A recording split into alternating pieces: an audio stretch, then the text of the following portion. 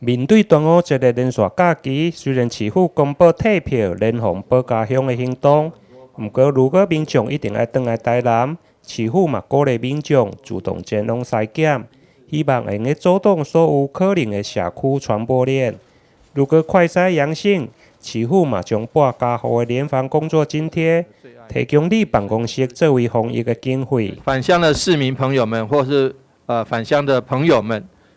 拜托主动能够联络我们的防疫专线2880180，我们可以安排免费的筛检虽然是自愿性的那筛检后如果有筛检的结果会跟各位报告，会跟当事人报告。第二个，我们也会请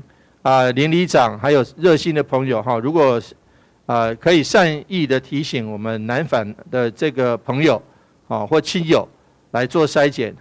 那如果有市民朋友们或是亲友接受筛检，而且筛检出来阳性的，我们会把这个交互联防的工作津贴会来提供给里办公处，来作为相关的防疫费用。那为什么？因为要感谢各位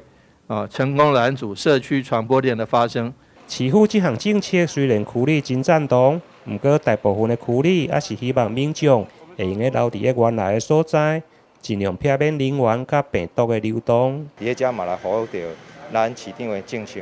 就是咱呼吁着咱端午节不返乡咱退票有奖励所以讲若这段时间咱今年较无共款伫咱原地留咧过端午佳节等甲咱这个疫情较过了欢迎咱大家较来回来咱台南，咱回来故乡安尼。奖金的部分，我们还是